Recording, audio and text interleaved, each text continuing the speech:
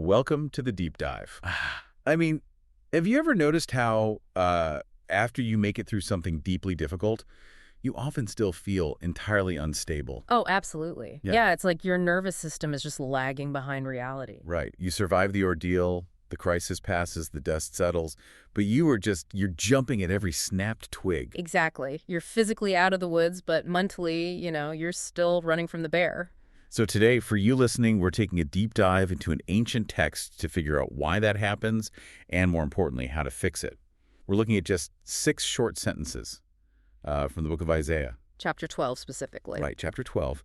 And we're going to explore this text as a blueprint, really, to shift your mind from survival mode into grounded, unshakable confidence, and to see how it can actively strengthen our trust and relationship with God. It's just a profound piece of writing, and mostly because of what it follows. I mean, to really understand the weight of this text, we have to look at the historical and emotional reality the author was living in. Yeah, paint that picture for us, because it wasn't just a slightly stressful Tuesday. Not at all. The chapters leading up to this aren't filled with minor inconveniences.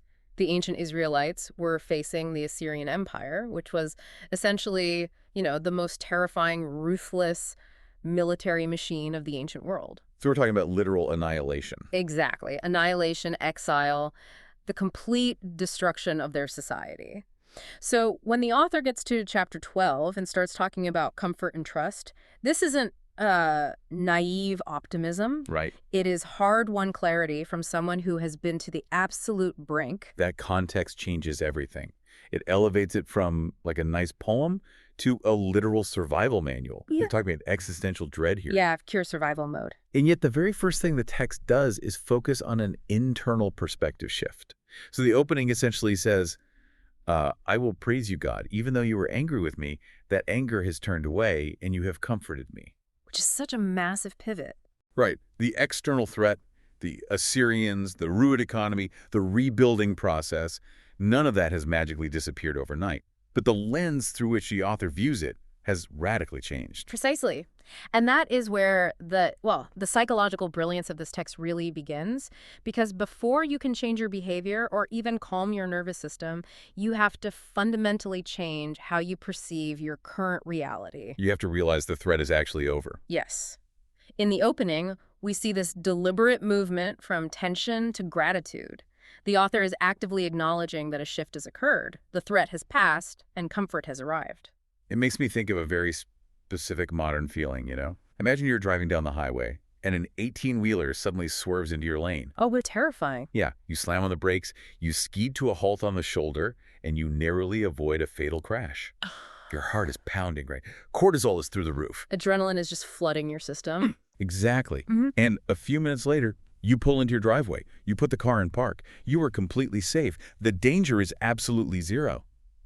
But what are you doing? You're still gripping the steering wheel. You are sitting in the parked car, gripping the wheel so hard, your knuckles are white, taking shallow, panicked breaths. And I feel like we do this in our spiritual and emotional lives constantly. Oh, all the time. We evaluate our current, safe reality from the physiological peak of our worst moment. That is the exact mechanism of trauma and chronic stress. You are reacting to a past threat in a present moment of safety. Wow. Yeah. In this text, it forces you to look at a hard truth. If your internal perspective is stuck in the past, your present reality will always feel significantly worse than it actually is. Even if you're safe in the driveway. Exactly. The danger might be gone, but if you don't actively recognize the safety, you'll live as though the threat is still right there in the room with you. So how do we actually let go of the steering wheel? Because telling someone who is hyperventilating to, just calm down, never works. It actually makes it worse. Yeah, it's infuriating. Right. So the text says, thou comfortedst me, implying a transition.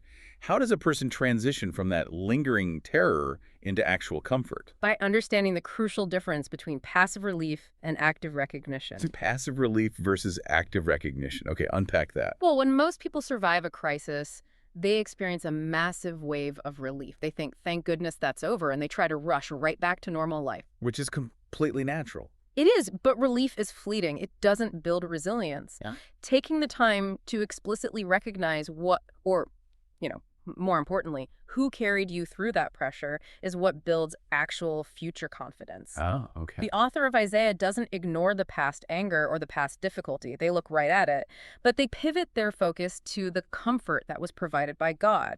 Relief says, I'm glad the storm is over. Recognition says, I see the shelter that kept me alive when I couldn't protect myself. Wow. Recognition says, I see this shelter. That active recognition bridges the gap. It takes the focus off the storm and puts it entirely on the shelter. Exactly. But there is a trap here, right? Because once you recognize you've been sheltered, how do you stop the fear of the next storm from creeping back in? Yeah. Because life is full of storms. That is the big question. Right, and the text shifts here from the rearview mirror to establishing a foundation for the present. It says, behold, God is my salvation. I will trust and not be afraid. For the Lord Jehovah is my strength and my song. This is where we move from recognizing the past to really securing the future. It's the mechanics of trust. Okay, but listen, I have a genuinely hard time with that directive. I will trust and not be afraid. Why is that? Because if I'm honest, to modern ears, that sounds like the ancient equivalent of toxic positivity. Right, just don't worry about it. Exactly. When my nervous system is genuinely hijacked or my life is literally falling apart, telling myself don't be afraid usually makes me hyperfixate on the panic. Fear doesn't just evaporate because you gave your brain a command to stop feeling it. No, it doesn't. So does this text actually offer a mechanism here, or is it just asking us to suppress our emotions? It absolutely would be toxic positivity if the text were just telling you to, smile through the pain or suppress your genuine terror. But that is not what is happening here. Okay, so what is happening? The author isn't offering a psychological trick. They are describing a structural reality. You don't eliminate fear by fighting the fear directly. You replace it with something heavier. Replace it. Yes. Fear naturally loses its grip when a significantly more stable foundation takes its place beneath you. Oh, it's like trying to fix a house that is structurally failing. Okay, yeah, go with that. Like if the walls are cracking and the floorboards are sagging, you don't just stand in the living room and yell at the house to stop falling down. Right, that's trying to command the fear away. And you don't just put fresh wallpaper over the cracks either. Yeah. Because that's toxic positivity. Exactly. You actually have to go down into the basement, jack up the house, and pour a new concrete foundation underneath it. Once the new foundation cures, the house naturally stops sagging. The stability just takes care of the symptoms automatically. That is the exact mechanism. The text says, I will trust and not be afraid. The sequence is critical there. The trust comes first. The concrete foundation is poured first. Confidence grows organically from what you have proven to be reliable. When your foundation is strengthened, the fear naturally fades because it simply doesn't have the structural justification to exist at the same level anymore. Because the house isn't sagging, so there's no reason to brace for a collapse. Precisely. So if we bring this into our relationship with God, how do we actually pour that concrete? Like, how do you evaluate if you're leaning on the right foundation when the pressure hits? You have to ruthlessly audit your dependencies. Audit your dependencies. I like that. Think about where you instinctively draw your strength from when a crisis hits. Are you leaning on your own unpredictable emotional resilience? Are you leaning on your financial security? Or maybe the approval of your peers or the stability of your career? All of those things are inherently unstable. They fluctuate.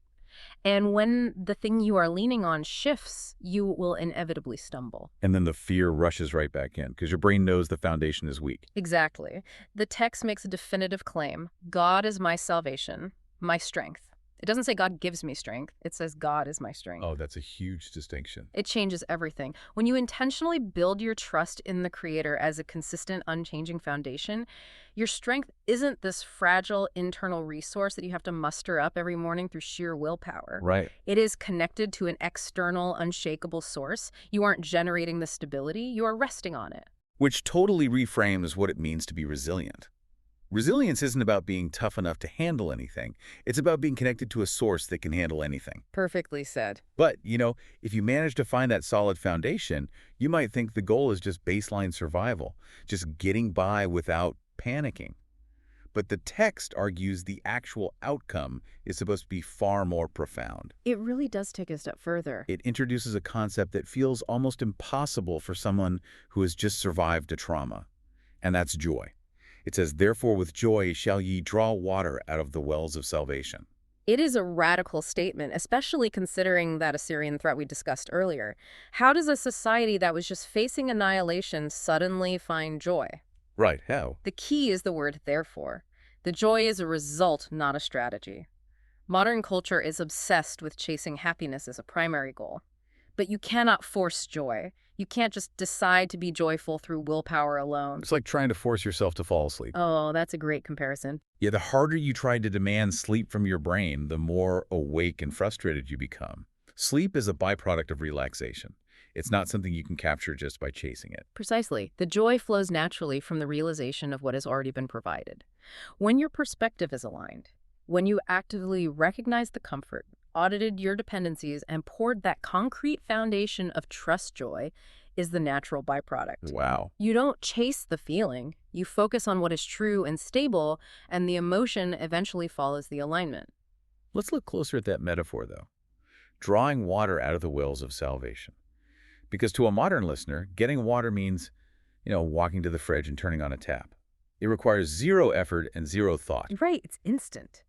But for an ancient agrarian society living in the Middle East, a well was the literal center of life. It was survival. Yes, and drawing water from a deep ancient well was hard, deliberate physical labor. You had to lower the bucket, let it fill, and haul the heavy water up foot by foot. It was workout. Exactly. The text implies that the source of your survival, the salvation, is deep and abundant. But accessing the joy of it requires active participation. You don't just stand next to the well and expect to be hydrated. You have to actively draw that up. So relying on God's foundation keeps you from collapsing, but actively drawing from that relationship, like spending time with it, meditating on it, pulling it to the surface of your daily life, that is what actually hydrates you with joy. That is a brilliant way to phrase it. The resource is guaranteed, but the joy requires engagement. Yeah. And what happens when you finally pull that water to the surface and drink it, it changes you so fundamentally that you can no longer keep it to yourself. Which brings us to the final movement of the chapter. Right. The text pivots drastically here from the internal private world of the mind to the loud external public world. It really does. The final verses just explode outward. It says, "Praise the Lord, call upon his name, declare his doings among the people, sing unto the Lord, cry out and shout, thou inhabitant of Zion." It is intensely public. It demands that the internal security becomes an external force. It is the necessary outward ripple of everything that was just secured internally. What you recognize on the inside must eventually influence what you express on the outside. If a transformation is genuine, it demands expression. It makes complete sense in everyday terms, too. Like if you have been suffering from a chronic debilitating illness for a decade and you finally discover a brilliant doctor who completely cures you, you do not sit quietly in your living room and keep it a secret. No, you tell everyone you know. You shout it from the rooftops. You tell your family. You tell your coworkers. You post about it online. When something fundamentally pulls you out of a crisis and changes your life for the better, the natural human instinct is to broadcast it. Absolutely. But there is a deeper psychological and spiritual mechanic at work here than just sharing good news. The act of expression actually reinforces your own understanding. Modern psychology affirms what this ancient text knew all along. What you say shapes how you think. Ah, so by declaring it, by literally speaking the truth out loud, you're actually curing the concrete of that new foundation. You're solidifying your own trust. Yes. If you keep your profound realizations isolated inside your own head, they remain abstract. And abstract thoughts tend to evaporate the moment the next crisis hits. Because it's just a thought. Right. But when you articulate them, when you force them into language and share them, you are building an architecture of memory. You are creating a historical record for yourself that will protect you from future fear. That is so powerful. And the text also specifically mentions the community. It says, declare his doings among the people, and addresses the inhabitant of Zion. For context, Zion wasn't just a physical hill, right? It represented the spiritual and communal heart of the people. It was the gathering place. Yeah. So this expression isn't just about self-reinforcement. Not at all. And this is where the text brings profound meaning to the suffering you endured in the first place. Your experience, the crisis, the gripping of the steering wheel, the eventual comfort, and the hard work of rebuilding your trust, it isn't just for you. It is a resource for the community. It transforms your personal survival into a public utility. That's a great way to look at it. There is always someone else in the community who is currently in the middle of their own crisis. Yeah. someone who is terrified, whose house is collapsing, who cannot see the foundation. When you share what you've learned and you vocalize your renewed trust in God, your experience serves as a reference point for them. It gives them a blueprint. It proves to them that survival is possible, that comfort is real, and that the foundation holds weight. The impact of your healing grows exponentially when it becomes the evidence someone else needs to keep going. Wow. Let's synthesize all of this because we've covered a lot of ground. We started by asking why we still jump at shadows long after the threat is gone. And we found our answer in a 6-verse masterclass from the ancient world. Yeah. It turns out moving from a trauma response to unshakable confidence is a deliberate, step-by-step process. It really is. It requires us to stop evaluating our lives from our worst moments. We have to actively recognize the shelter we were given rather than just feeling relieved the storm is over. Right. We have to stop trying to command our fear to disappear and instead intentionally pour a foundation of trust in God that is heavy enough to displace the fear naturally. But when we do that, when we audit our dependencies and lean on an unshakable creator instead of our unstable circumstances, we don't just survive. We gain the ability to draw deep, sustaining joy from that relationship. Yes. And finally, that internal shift demands outward expression. We speak it aloud to solidify our own trust and to serve as a beacon for the people around us who are still navigating in the dark. If we look at the entire scope of what we've unpacked today, the core message of this deep dive is this.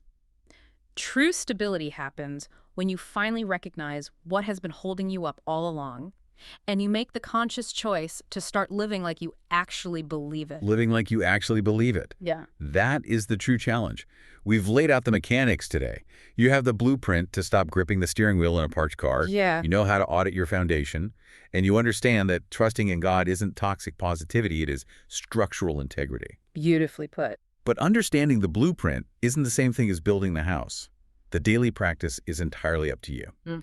So as we wrap up this deep dive, I want to leave you with one final thought to mull over. Take a hard look at your own life, at what you've survived, and at the foundation you are currently leaning on today. How will you apply this information in your life?